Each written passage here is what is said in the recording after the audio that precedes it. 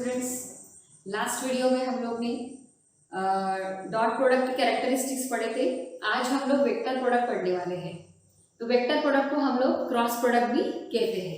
Vector product को हम लोग क्रॉस प्रोडक्ट भी कहते हैं। इसलिए कहते हैं क्योंकि दो वेक्टर्स के बीच में वेक्टर प्रोडक्ट करने के लिए हमें क्रॉस सिंबल का इस्तेमाल करना पड़ता है और इसलिए हम इसको क्रॉस प्रोडक्ट कहते हैं। फिर इसको वेक्टर प्रोडक्ट क्यों कहते हैं? क्योंकि दो वेक्टर्स का क्रॉस प्रोडक्ट करने के बाद जो रिजल्टेंट हमें मिलता है वो वेक्टर मिलता है। सुनो, डॉट प्रोडक्ट में क्या होता था? दो वेक्टर का डॉट प्रोडक्ट करने के बाद रिजल्टेंट क्वांटिटी जो मिल रही थी वो स्केलर मिल रही थी, इसलिए डॉट प्रोडक्ट को स्केलर प्रोडक्ट भी कहते थे। लेकिन क्रॉस प्रोडक्ट में दो वेक्टर का क्रॉस करने के बाद जो रिजल्टेंट क्वांटिटी मिलती है वो वेक्टर मिलती है और इसीलिए क्रॉस प्रोडक्ट को वेक्टर प्रोडक्ट भी कहते हैं। अब आज हम इसकी डेफिनेशन पढ़ेंगे वेक्टर प्रोडक्ट की। You can see in the diagram there is a vector, listen carefully, this is a vector p bar and this is another vector q bar. दोनों के बीच में एंगल है theta, this is the angle theta in between the two vectors p bar and q bar. अब हमें इन दोनों vector का cross product करना है तो डेफिनेशन क्या कहती है देखो एक बार डेफिनेशन।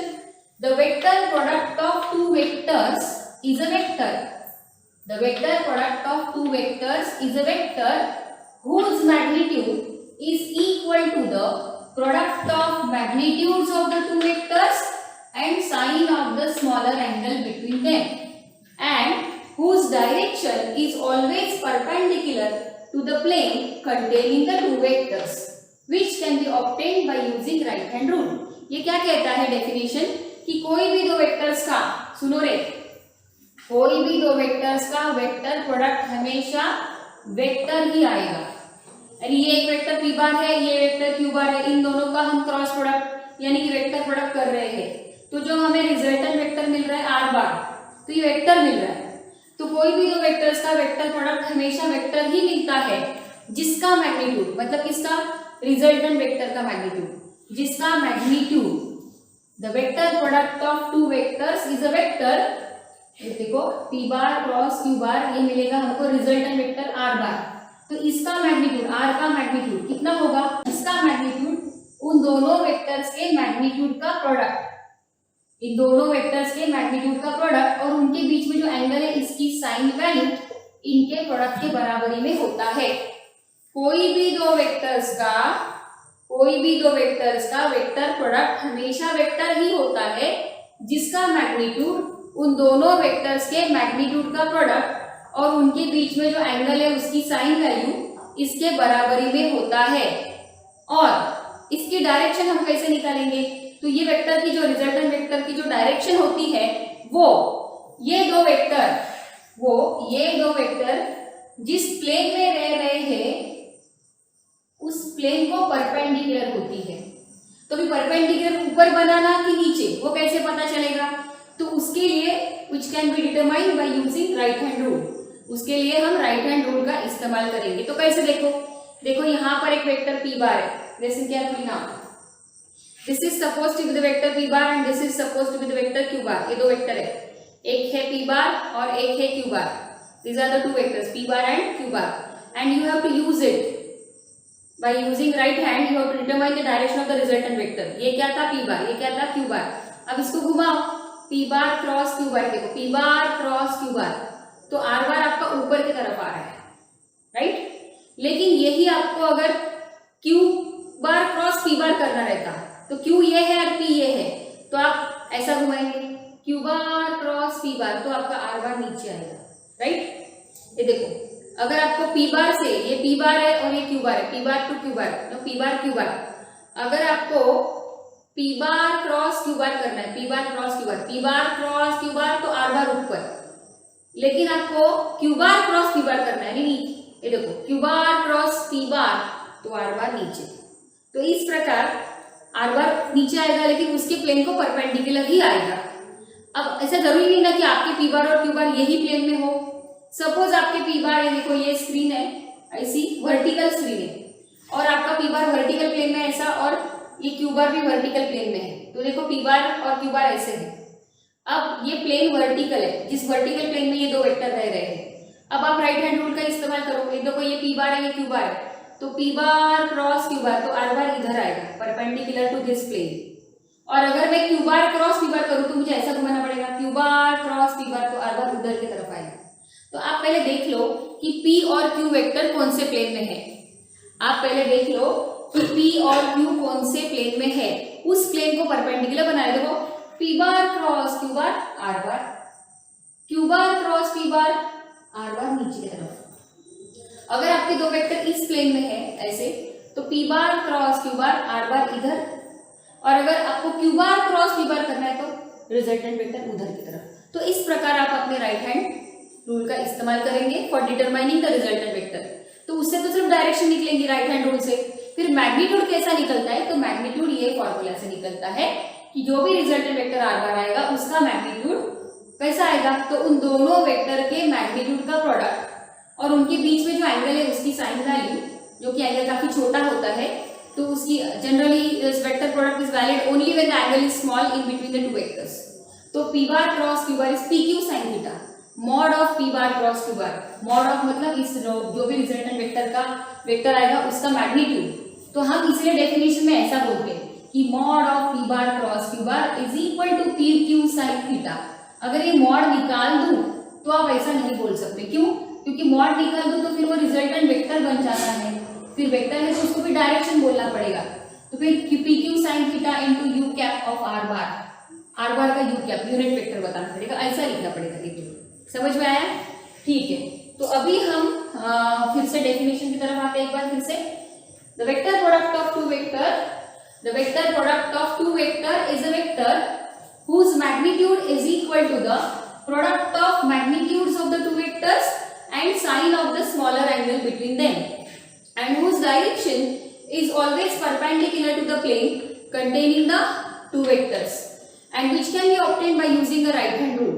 ये कहता है कि कोई भी दो वेक्टर्स का वेक्टर प्रोडक्ट हमेशा वेक्टर ही आएगा जिसका मैग्नीट्यूड उन दोनों वेक्टर के मैग्नीट्यूड का प्रोडक्ट और उनके बीच में जो एंगल है उसकी साइन वैल्यू इसके बराबरी में रहेगा। और जो भी रिजल्टेंट वेक्टर आएगा उसकी डायरेक्शन हम लोग राइट हैंड रूल से निकालेंगे, और वो रिजल्टेंट वेक्टर हमेशा ये दो वेक्टर जिस प्लेन में थे उसको परपेंडिकुलर रहेगी। तो देखो एक बार ये डायग्राम देखो, ये 3D में बनाई है। P bar cross Q bar, R बार ऊपर आ रहा है, और अगर आप क्यू बार क्रॉस पी बार, क्यू बार क्रॉस पी बार कर रहे हो, आर बार नीचे आ रहा है, तो इसको आर बार नहीं बोल रहे हम लोग, अलग सिंबल से रिप्रेजेंट करें S bar. Q bar cross P bar, S bar नीचे, देखो Q bar cross P bar, S bar नीचे आ रहा है नीचे। तो अगर मैं आपको पूछूं क्या आर बार और एस बार सेम है? नहीं, आर बार और एस बार सेम नहीं है, क्योंकि P bar cross Q bar R bar आ रहा है और Q bar cross P bar S bar आ रहा है। तो आर बार और एस बार सेम नहीं है। बोले तो मैग्नीट्यूड में they are same, as magnitude wise they are equal, but direction wise they are not same. क्यों? क्योंकि आर बार ऊपर की तरफ है, हालांकि एस बार नीचे की तरफ है। तो मैं ऐसा बोलूंगी कि r bar and s bar are equal in magnitude but opposite in direction, where s bar is the resultant vector of Q bar cross P bar. तो ये दोनों वेक्टर मैग्नीट्यूड में इक्वल है बट डायरेक्शन में opposite है। और अगर इनका मॉड में बोलूंगी, अगर मुझे कोई पूछे कि mod of P bar cross Q bar और mod of Q bar cross P bar, इनके बारे में आप क्या बताएंगे? तो mod of P bar cross Q bar is equal to mod of Q bar cross P bar. इसका magnitude और इसका मैग्नीट्यूड इनडायरेक्टली सेम होगा, यानी कि अगर कोई मुझे पूछे आर बार का magnitude is equal to S bar का magnitude, magnitude wise they are same, magnitude wise they are same but direction wise they are not same. क्योंकि आर की डायरेक्शन इस प्लेन को ऊपर की तरफ परपेंडिकुलर आ रही और एस की डायरेक्शन इस प्लेन को नीचे की तरफ परपेंडिकुलर आ रही है। तो आपको अगर कोई पूछे क्या p bar cross Q bar and q bar cross P bar equal है, तो हम बोलेंगे नहीं है equal. P bar cross Q bar is not equal to q bar cross P bar, is not equal to q bar cross P bar, whereas magnitude wise they are equal. और resultant vector इन दोनों के जो आएंगे वो magnitude में same रहेंगे लेकिन डायरेक्शन में अपोजिट रहेंगे। आपको ये दोनों डायग्राम को मैं जोड़ दूं तो कैसा दिखेगा रे? ये अगर दोनों डायग्राम को जोड़ दूं तो ये देखो, ये आपका प्लेन, ये आर बार ऊपर की तरफ और ये एस बार नीचे की तरफ। समझ में आया? तो देखो ये दोनों वेक्टर मैग्नीट्यूड में सेम, डायरेक्शन में अपोजिट, ऐसा आएगा। तो ये हो गई हमारे वेक्टर प्रोडक्ट की डेफिनेशन। और अब हम पढ़ेंगे इनके characteristics. Let us discuss the characteristics of vector product. पहला कैरेक्टरिस्टिक्स ऑफ वेक्टर प्रोडक्ट पढ़ेंगे।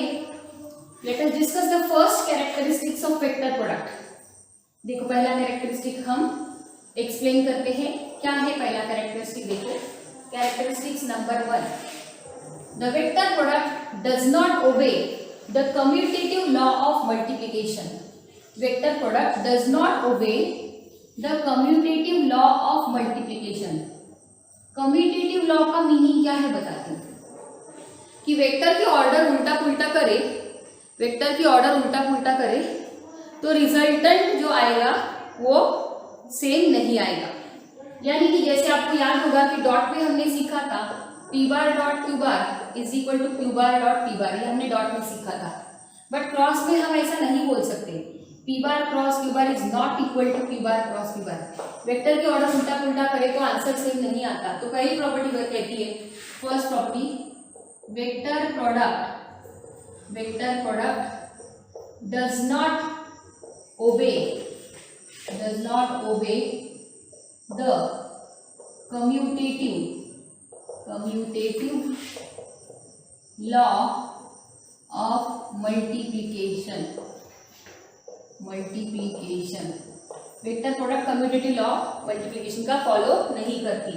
दैट इज, इसको एक्सप्लेनेशन मैथमेटिकल एक्सप्लेनेशन लिखेंगे। That is p bar cross q bar is not equal to q bar cross p bar. Vector की order उल्टा पुल्टा करे, ये देखो यहाँ पे पहले ये इसके साथ, फिर पहला ये लिया फिर ये लिया, तो रिजल्टेंट वेक्टर ये वाला और ये वाला सेम नहीं आएगा। और डॉट में ऐसा करने से भी रिजल्टेंट वेक्टर सेम आता है। तो इसलिए कहते हैं vector product does not obey the commutative law. Second property है, vector product obeys the distributive law of multiplication। Vector product obeys the distributive law of multiplication। अब डिस्ट्रीब्यूटिव क्या है? देखो तीन वेक्टर है, एक a बार है, एक b बार है और एक c बार है।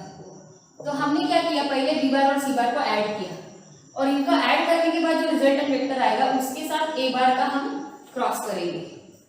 ये हमने किया। फिर बाद में किसी ने a बार का b बार के साथ क्रॉस किया और सिमिलरली उसने a बार का c बार के साथ भी क्रॉस किया। ठीक है, तो a बार का c बार के साथ क्रॉस करने के बाद जो रिजल्टेंट वेक्टर आएगा वो, और a बार को b बार के साथ क्रॉस करने के बाद जो रिजल्टेंट वेक्टर आएगा वो, ये दोनों वेक्टर को उसने ऐड करा तो ये और ये रिजल्टेंट आंसर और ये रिजल्टेंट आंसर सेम आ रहा। जैसे कि फॉर एग्जांपल के तौर पे मैं बताऊंगी, suppose a bar cross b बार तुम्हारा r1 बार आ रहा है और a बार क्रॉस c बार जो है तुम्हारा r2 बार आ रहा है। ठीक है, और इन दोनों को ऐड करने के बाद जो रिजल्टेंट वेक्टर आ रहा है वो r3 बार आ रहा है। और इसमें आपने क्या किया, इसमें आपने b बार और c बार को ऐड किया तो सपोज इसका जो भी रिजल्टेंट वेक्टर आपको मिल रहा है वो मिल रहा है सपोज टू बी s बार। ये s बार आ रहा है इन दोनों को ऐड करने के बाद। फिर आपने s बार के साथ a बार का क्रॉस किया तो ये क्रॉस करने के बाद जो रिजल्टेंट वेक्टर आ रहा है वो भी r3 बार आ रहा है। मतलब ये भी r3 और वो भी r3 सेम आएंगे, मैग्नीट्यूड में भी और डायरेक्शन में भी। इसको मैथमेटिक्स में जब लोग एसोसिएटिव कैसे बताते हैं, associative, suppose this is 3 and this is 5 + 2, तो आप क्या बोलेंगे 3 × 5 + 3 × 2, 3 5 = 15, 3 2 = 6, राइट, 3 2 = 6, 3 5 = 15, और तो 15 + 6 21। और ऐसा आपने डिस्ट्रीब्यूट करके पहले प्रोडक्ट डिस्ट्रीब्यूट किया फिर ऐड किया। इसमें आपने पहले ऐड किया फिर प्रोडक्ट किया, तो ये आया 3 × 5 + 2 दैट इज 7, ये भी 21, तो दोनों सेम आ गए। तो ये से तुम्हारा मैथमेटिक्स में डिस्ट्रीब्यूटिव प्रॉपर्टी है, वैसे ही वेक्टर प्रोडक्ट भी हमारे distributive law of multiplication follow करता है। तो ये समझ में आ गया। तो दिस इज व्हाट है सेकंड प्रॉपर्टी कि if I do a bar cross b bar plus c bar and instead of that if I do a bar cross b bar and a bar cross c bar and then I will do the addition, the answer will be same. This is the third property, second property. अब पढ़ेंगे third property of vector product. Let us discuss the third property of vector product. Vector product of two parallel vectors. देखो दो parallel vector का vector product करके देखते हैं। Suppose ये vector product of two parallel vectors, vector product of two parallel vectors is a null vector. Null, इसको आप zero भी कह सकते हो। Vector product of two parallel vectors is a null vector और जीरो वेक्टर। कोई भी दो पैरेलल वेक्टर्स का वेक्टर प्रोडक्ट ये नल वेक्टर आएगा। अब नल वेक्टर यानी क्या? ऐसा वेक्टर जिसका मैग्नीट्यूड जीरो होता है और जिसकी डायरेक्शन आर्बिटरी होती है। ऐसा वेक्टर जिसका मैग्नीट्यूड जीरो होता है और जिसकी डायरेक्शन आर्बिटरी यानी इमेजिनरी होती है, उसको नल वेक्टर कहते हैं। तो vector product of two parallel vectors is a null vector. कोई भी दो वेक्टर से एक दूसरे को पैरेलल वेक्टर होंगे तो उनका वेक्टर प्रोडक्ट नल वेक्टर आता है। वैसे देखो, एक ये वेक्टर p बार है और एक वेक्टर q बार है। दोनों एक दूसरे को पैरेलल है तो इनके बीच में एंगल जो है थीटा वो जीरो है। ठीक है, अब मैं कर रही p bar cross q bar, तो mod of p bar cross q bar is as per definition pq sin theta. बराबर है, mod of p bar cross q bar is as per definition pq sin theta. तो p और q का magnitude जो है वो रहने दो और ये दोनों एक दूसरे को पैरेलल है तो इनके बीच में एंगल क्या है? जीरो। तो साइन ऑफ जीरो, तो pq sine of zero zero होता है, तो pq इंटू जीरो जीरो। तो देखो p बार क्रॉस q बार करके जो भी रिजल्टेंट वेक्टर आएगा, सुनो रे, p बार क्रॉस q बार करके जो भी रिजल्टेंट वेक्टर आएगा उसका मैग्नीट्यूड जीरो आएगा, मतलब पक्का वो नल वेक्टर आएगा। p बार और q बार को दोनों को क्रॉस करने के बाद जो रिजल्टेंट वेक्टर आएगा वो नल वेक्टर आएगा, क्योंकि उसका मैग्नीट्यूड हमें जीरो नजर आ रहा। क्यों आ रहा है वो? क्योंकि ये दो वेक्टर एक दूसरे को कैसे थे? पैरेलल।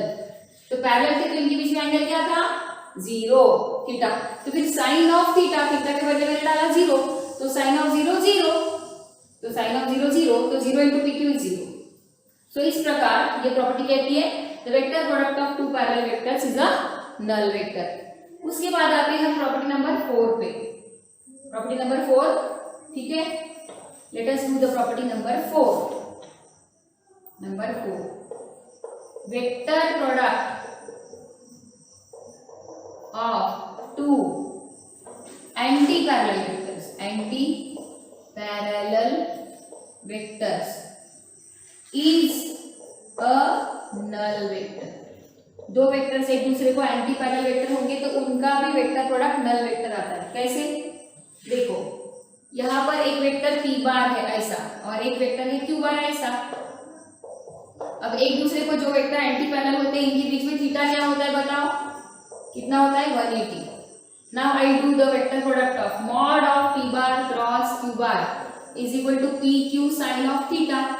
बट थीटा कितना डालेंगे हम लोग? 180, sine of 180। What is the value of sine of 180? That is zero. तो ये आएगा p into q, sine of 180 zero, तो p इंटू क्यू और साइन ऑफ 180 जीरो, तो zero into p Q is zero. जैसे ये आया था तुम्हारा वैसे ये आया। तो इसका मतलब कोई भी दो वेक्टर्स एक दूसरे को एंटी पैरेलल रहे तो उनका भी रिजल्टेंट वेक्टर जो है वो नल वेक्टर आता है, क्योंकि उसका मैग्नीट्यूड भी जीरो आता है। तो देखो हमने सीखा कि कोई भी दो वेक्टर्स एक दूसरे को पैरेलल रहे तो उनका भी रिजल्टेंट वेक्टर नल वेक्टर आता है, और कोई भी दो वेक्टर्स एक दूसरे को एंटी पैरेलल रहे तो उनका भी रिजल्टेंट वेक्टर नल वेक्टर आता है, और क्योंकि उसका मैग्नीट्यूड जीरो होता है। अब प्रॉपर्टी नंबर 5 सीखेंगे, vector product of two mutually perpendicular vectors. अगली property number 5, vector product of two mutually perpendicular vectors. कोई भी दो वेक्टर्स एक दूसरे को म्यूचुअली परपेंडिकुलर रहे तो उनका वेक्टर प्रोडक्ट क्या आएगा? तो पहले मैं एक डायग्राम देखो, प्रॉपर्टी बाद में लिखेंगे, मेरे डायग्राम देखो। एक वेक्टर p बार है, एक वेक्टर q बार है, दोनों के बीच में एंगल है 90 डिग्री। ये p बार है, ये q बार है, और अब मुझे करना है mod of p bar cross q bar. तो एज पर डेफिनेशन हम लिखेंगे p q sine theta, right. What is the angle theta between them? That is 90। तो हम लिखेंगे p into Q into sine 90। अब मुझे बताओ साइन 90 की वैल्यू क्या होती है? 1। तो यह आएगा p इंटू क्यू इंटू 1, तो p into Q into 1 that is pq only. P into Q into 1, तो PQ into 1 is PQ only. तो हम लिखेंगे the magnitude of vector product, the magnitude of vector product of two vectors, the magnitude of vector product of two vectors is equal to the magnitude of vector product of two vectors, यानी कि दो vectors के vector product का, देखो ये दो vectors के vector product का मैग्नीट्यूड, दो वेक्टर के वेक्टर प्रोडक्ट का magnitude, the magnitude of the vector product of two vectors is equal to the product of their magnitudes, is equal to the product of their magnitudes. इसका हिंदी में meaning बताती हूँ कि कोई भी दो वेक्टर्स के वेक्टर प्रोडक्ट का मैग्नीट्यूड उन दोनों वेक्टर के मैग्नीट्यूड के प्रोडक्ट के बराबरी में आता है। कुठल्या पण दोन वेक्टरचा वेक्टर प्रोडक्ट त्याचा magnitude, the magnitude of the vector product of two vectors, कुठल्या पण दोन वेक्टरचा वेक्टर प्रोडक्ट जो काही येईल त्याचा मैग्नीट्यूड जो येईल तो किती येईल, तो त्या दोन वेक्टरच्या मैग्नीट्यूडच्या प्रोडक्टच्या बरोबरीला येईल। मग त्याची डायरेक्शन कुठे येईल, तो वो दो वेक्टर जिस प्लेन में थे उसको परपेंडिकुलर। आया समझ? तो डेफिनेशन में हम लोग डायरेक्शन के बारे में नहीं लिखा, प्रॉपर्टी में हम सिर्फ मैग्नीट्यूड के बारे में लिख रहे हैं। The magnitude of the vector product of two vectors is equal to the product of their magnitudes. This is the property number 5 कि कोई भी दो वेक्टर्स एक दूसरे को परपेंडिकुलर रहे तो उनका वेक्टर प्रोडक्ट का जो मैग्नीट्यूड आता है वो उन वेक्टर के मैग्नीट्यूड के प्रोडक्ट के बराबरी में आता है। आया समझ में? ओके, आगे की प्रॉपर्टी अगले वीडियो में पढ़ेंगे। ठीक है।